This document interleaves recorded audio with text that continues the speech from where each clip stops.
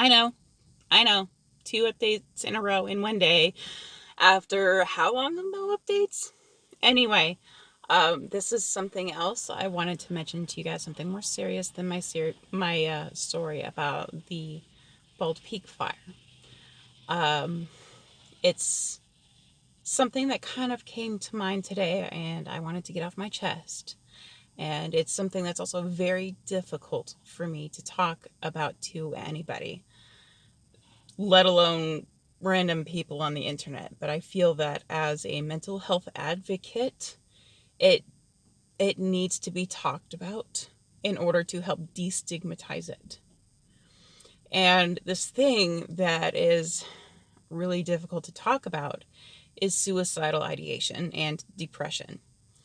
In what is now become a very roller coaster year, meaning roller coaster to hell kind of year, that and COVID, which is part of it, keeping people isolated, and all the stuff that's been going on, all the political stuff.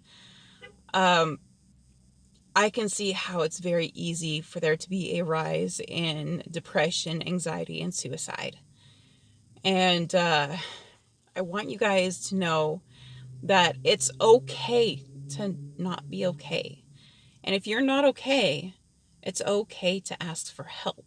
So if you're feeling depressed or anxious, if you're having dangerous thoughts about yourself or others, get help, please. It's okay. I promise. I want you to get that help.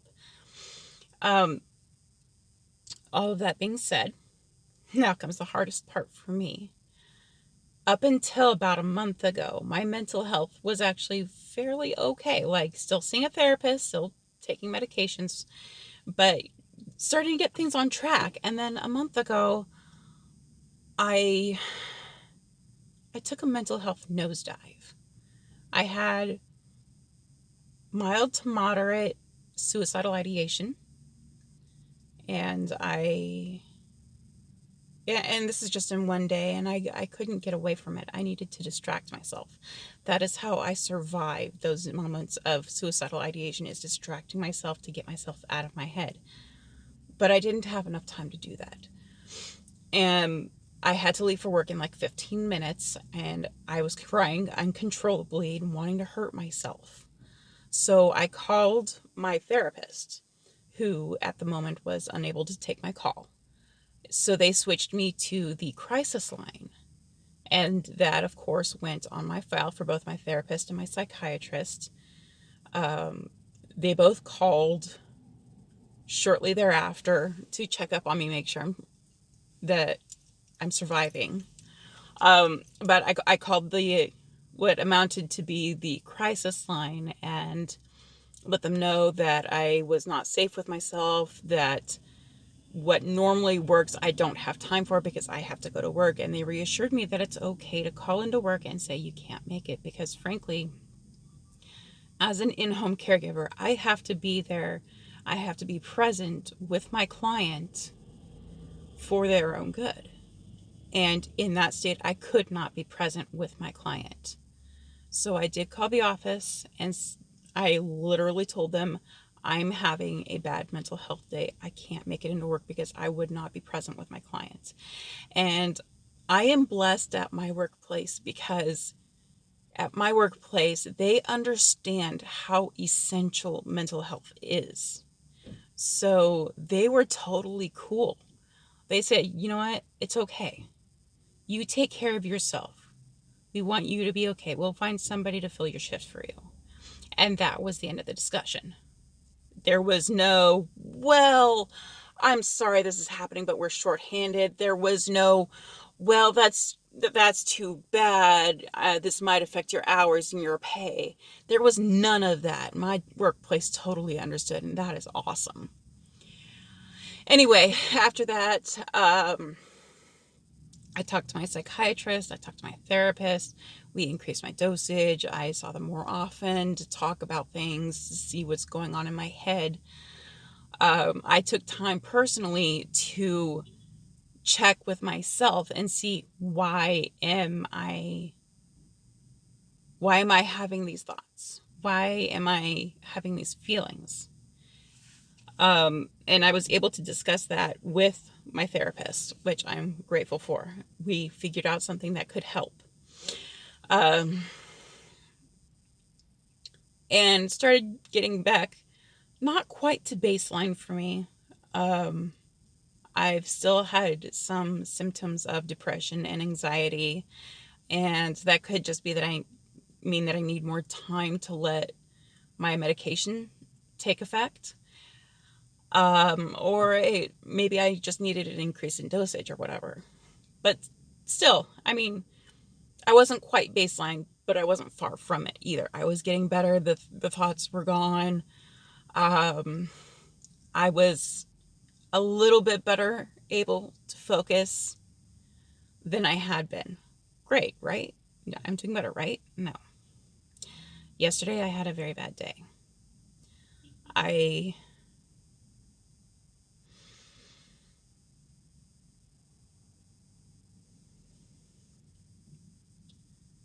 I woke up after having a very disturbing dream. I had my appointment with my therapist over the phone. And at that moment, I was not really feeling 100%, but not really 0% either. I was okay to go to work. I felt I could push through the day, that I'd be fine. But I spiraled. And spiraling can happen even when you're on an antidepressant or an anti-anxiety or whatever medication you happen to be on. It can happen, and it's scary when it happens. And just know that if it happens to you, talk to your therapist, talk to your doctor, and get things straightened out. Don't be afraid to do that. I talked to mine just today. I talked to my psychiatrist. We've got me on a mood stabilizer now. I'm on Abilify. Um, so we discussed mood stabilizers because of the severity of the bad day I had yesterday, the severity of the spiraling. As the day progressed, it got to the point where I thought, when going outside, maybe I'll take a few extra breaths, deep breaths of the smoke, maybe I'll just die.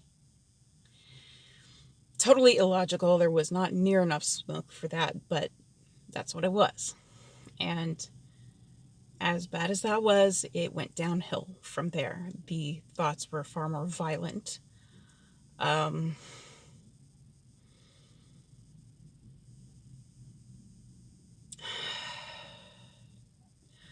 I had a really hard time discussing these thoughts in detail with my psychiatrist. I I don't know if I can discuss them here. Just know that they were scary and they were violent, and they were thoughts that I'd had 24/7 when I was a teenager and in my early 20s. It was a place I'd swore to myself I would never go back. And I went back yesterday. And I'm doing better today. I'm safe with myself. I have no intention of hurting myself today. Right now, I'm taking things one moment at a time. I'm not even going to think about tomorrow, just because I don't have that capacity right now. Right now, I'm surviving moment by moment. That's what I can do, and that's what I'm doing. But just the fact that I went back to that dark place again has me terrified. I thought the first instance about a month ago would be the only time I get things straightened out, with the medication being increased, seeing the therapist more often, and it seemed to be going great. And then I went back yesterday, and now I'm like, what if it happens again? So that's where I called my psychiatrist and said, okay, I know last time you offered mood stabilizers to make sure I'd be okay, and I seemed okay without it, but I'm not okay right now. So I'm willing to try these mood stabilizers to see if they'll keep this from happening again, because I don't want to go back there again.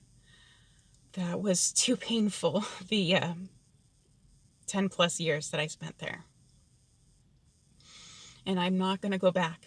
I don't want to. And I'm going to fight it. I'm fighting every day. And some days the fight is super simple. Some days it's not even a fight. But yesterday was a real battle, and I almost lost it. I will tell you right now, the only thing that kept me alive yesterday was the fact that I was at work with a client who already had some pretty serious anxiety issues. Even though I told myself my friends and family would be distraught, my cat would never understood why I never came home, my financial debt would be passed on to my family, my book would never be finished. All these reasons why I should stay alive, it worked maybe once or twice, and after that I just stopped caring. That's how scary depression and suicide is. So if you're feeling any of this yourself, please talk to your doctor right away. Don't wait. Don't feel like you're a burden, because they want to know this stuff. They want to help you. That's what they're there for. Your friends want to be there for you too, and your family. So talk to them. Don't let that feeling of I'm gonna be a burden to them. Don't let that get in your way, because that's also what's been getting in my way. Anyway, sorry about the downer, depressed talk. I felt that as a mental health advocate, it was important to let people know from somebody who's been there what it's like, and that it's okay to get help. It's okay to advocate for yourself. I'm advocating for you. I'm advocating for myself. You advocate for you too, okay? We want you to be okay, both physically and emotionally. And if that means talking to a therapist, if that means taking a pill every day, so be it. Don't let stigma get in the way of you becoming the best version of yourself. I want you to stay safe today. I will, once I get all the information together, I will put links in the description for the National Crisis Helpline, as well as a text line for a national crisis text line if you feel like you cannot speak. I'll also put other information that is helpful as well, so you guys can have some resources so you don't have to feel like you're stuck. Be safe, have a good day, and please wash your hands.